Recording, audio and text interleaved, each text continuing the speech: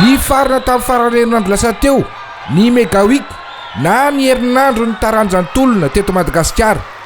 Izay no karakarain'ny fédération izay fiaraha-miombonantoka amin'ny fédération iraisam-pirenena ary ny comité olympique malagasy.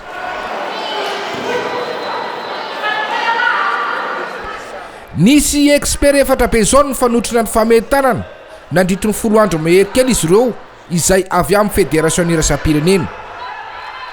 Tsara ny vokatra satria de lina avokoa ny mpandray anjara rehetra izay samy mahazo ny anjara mandrify azy avy, na ny mpitsara, ny mpanazatra ary ny atleta.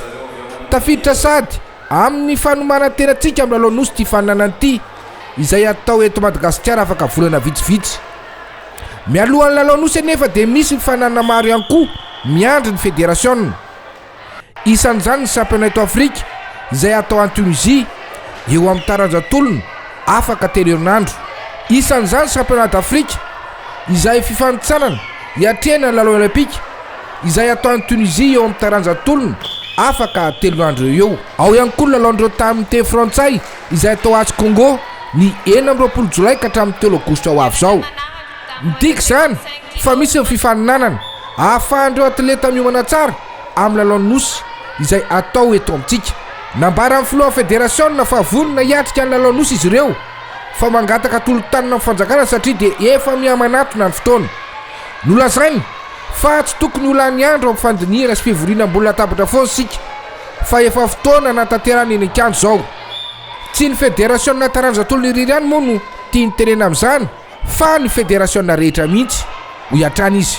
Ity esak'androany ity ny antsointsika hoe famaranana ny Megawik Wrestling 2023 anjeny voalohany dia sady tafiditra izy ity ihany koa anatin'ny championnat national ana eto niveau taranjantolona ary fanokafana amin'ny fomba official ny saison 2023.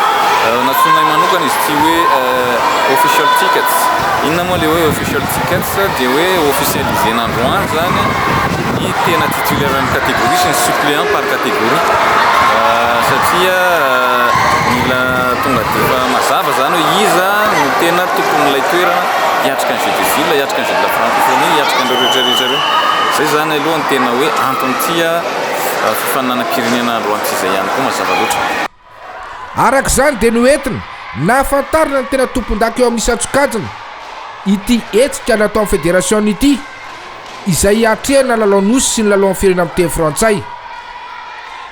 Maro moa ireo tonga nanotry ity Megawik ity ka isan'ny tonga tena toerana ireo mpikambana vitsivitsy aby taranja Pancras izay nitarihan'ny filora Zafindranaivo Mely.